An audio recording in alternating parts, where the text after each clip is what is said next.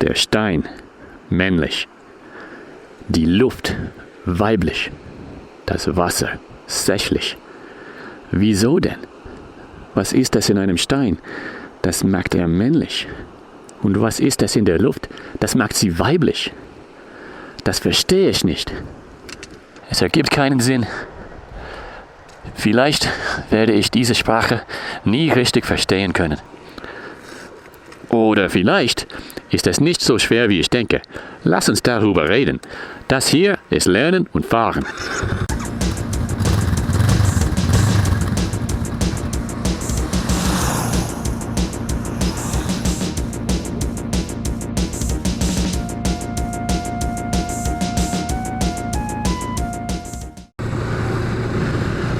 What is the deal with gender?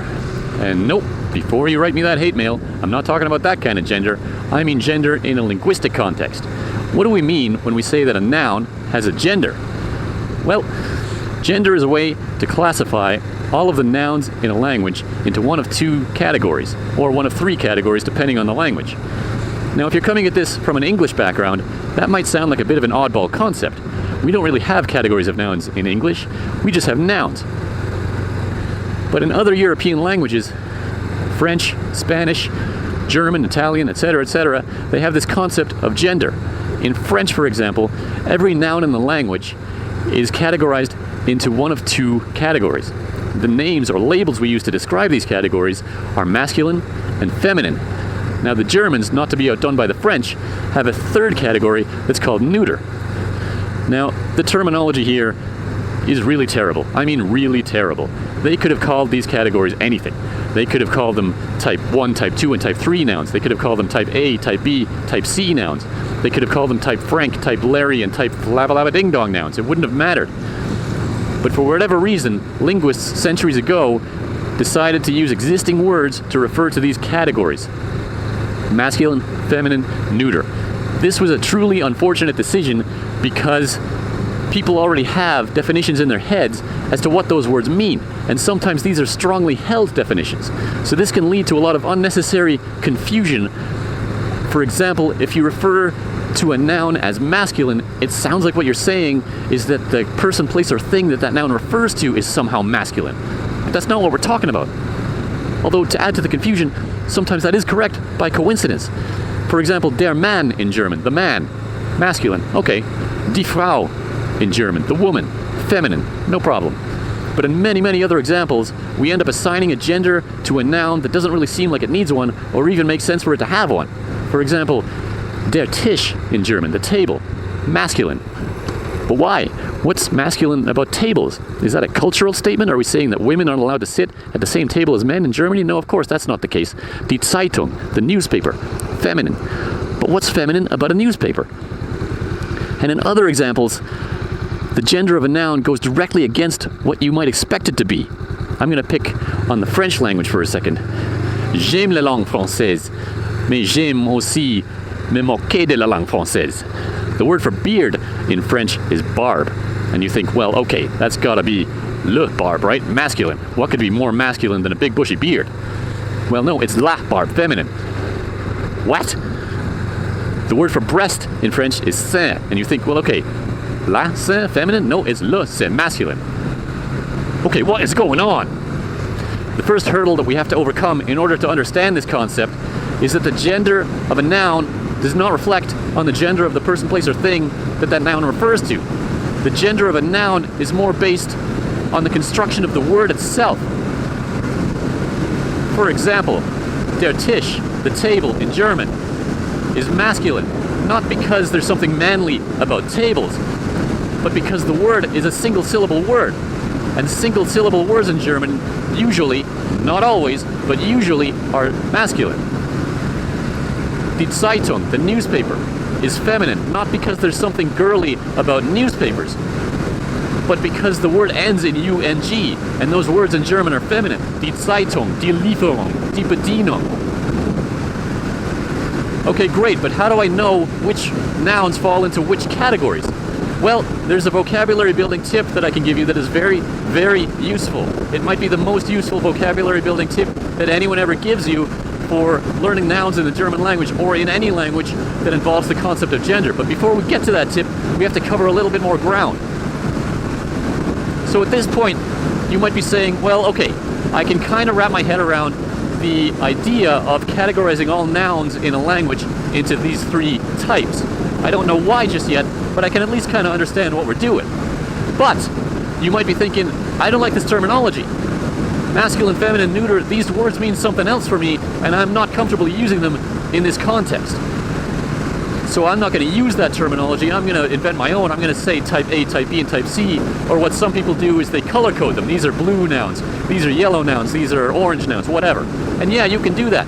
But in my opinion, you're doing yourself a disservice in the long run by not using the standard terminology, because this is linguistic standard terminology. This is not specific to the German language. This is any European language that uses gender. They will all use these terms, masculine, feminine, neuter. You're not really going to be able to get away from them. That means that almost every language learning resource you look at, whether it's grammar textbooks or websites or language learning programs, they're all going to use these words. So it is what it is.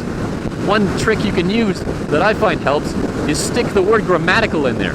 Don't talk about the gender of a noun, talk about the grammatical gender of a noun. Don't refer to nouns as masculine, feminine, neuter. Refer to them as grammatically masculine, grammatically feminine, grammatically neuter. This helps separate that concept in your brain from the other definitions of those words that you have. So when you refer to a noun as grammatically masculine, it makes you think, okay, I'm not saying this thing is masculine, I'm saying the word is masculine. So for the remainder of this video, and for all future videos, I'm going to try to refer to this as grammatical gender and not just gender. I might slip up here and there, but I will do what I can to help reduce the confusion. Okay. Woo! We're through the most confusing part. Great. At this point, your next logical question might be, well, okay, why? Why do we categorize every noun in a language into these three types? What purpose does that serve? And why does this concept exist in the first place? And I would love to be able to answer that question, but I don't really know. I have yet to come across a really good explanation as to why the concept of grammatical gender even exists. The linguists who invented this have been dead for many centuries, so we can't exactly ask them, hey, what were you thinking? So I can't answer the why question, but what I can do is explain what effect grammatical gender has on words in a German sentence. Now, in order to prevent this video from being, 8 hours long, because it's a very deep subject in the German language, I'm going to restrict this first video just to the German nominative case singular. Yeah, I know, that means we're just going to be scratching the surface of it, but that's okay, one step at a time. And you will see why this is important in the German language later as we go through the different German cases. Okay, so let's talk about English. Wait, what? I thought we were going to talk about German. Well, yeah, but before we get to the German, we should do a quick review of how this works in English so that we can better appreciate the differences. Specifically, let's talk about the word the in English. We are spoiled rotten in English.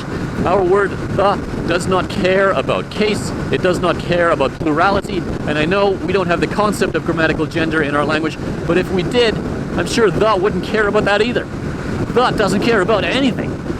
Let's look at a sentence in English. The girl throws the ball against the wall. Notice there's three usages of the word the in English, and they're all spelled and pronounced exactly the same way. The doesn't care if you use it as the subject of a sentence, or the object of a sentence, the direct object, the indirect object. You could even pluralize any one or all of those nouns, and it still wouldn't change the word the.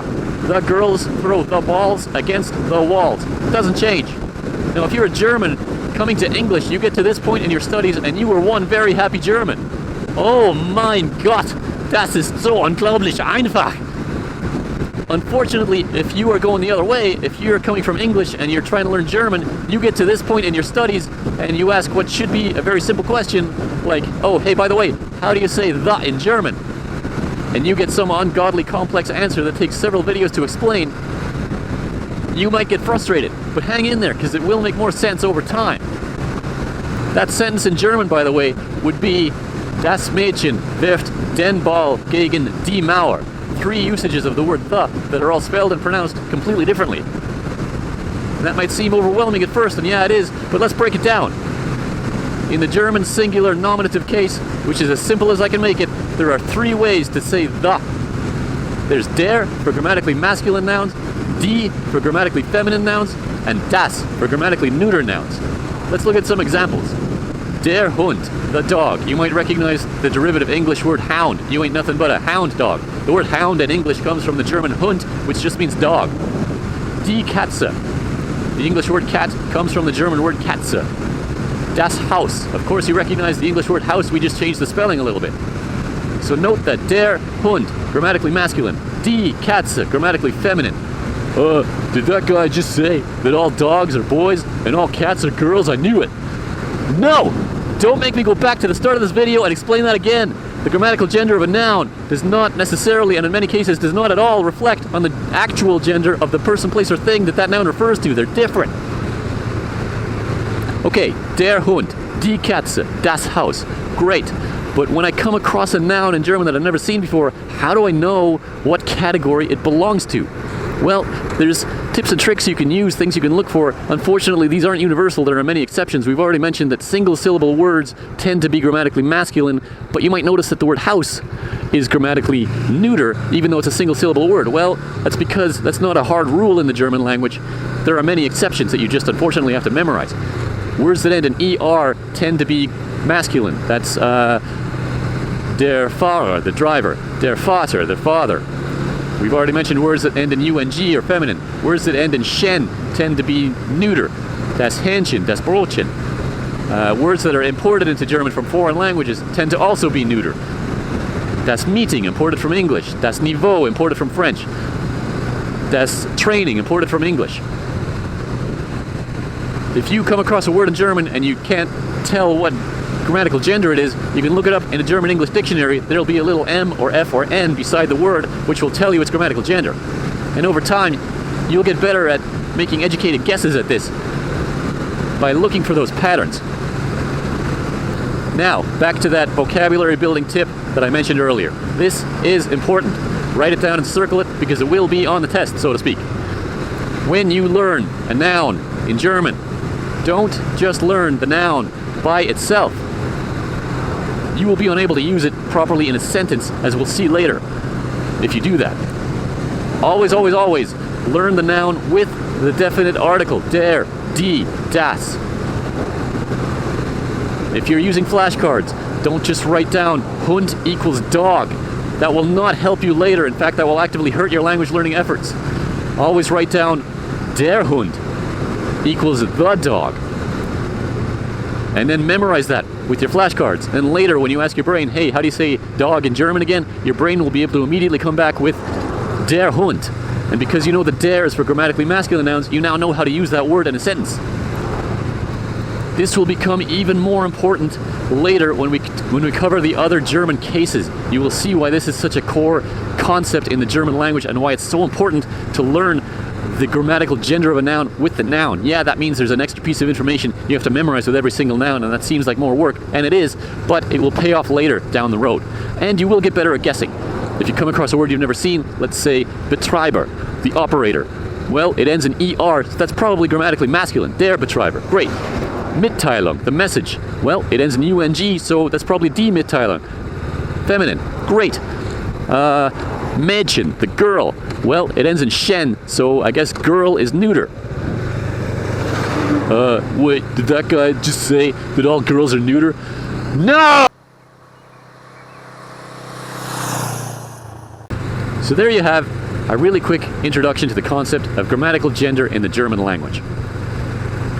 Now I know we just kind of dipped our toes in the water, so to speak. There's a lot of stuff we didn't cover. There's a lot more to it than that. It's a very deep and complex subject, but that's okay. We'll circle back to this in future videos and cover it in more detail, and it'll make more sense slowly as you go. Now it may seem like information overload at first, but hang in there. You may get to a point in your language learning efforts where you can come back to this video later, maybe much later, watch it again, and say to yourself, wow, I can't believe that stuff used to be confusing to me. It all just seems obvious now. So hold that mental image in your head as you go through your language learning efforts, because that's what you're aiming for. You want to get to the state where this stuff just seems like second nature. You don't have to think about it anymore. This stuff might not make a lot of sense today, but one day it will.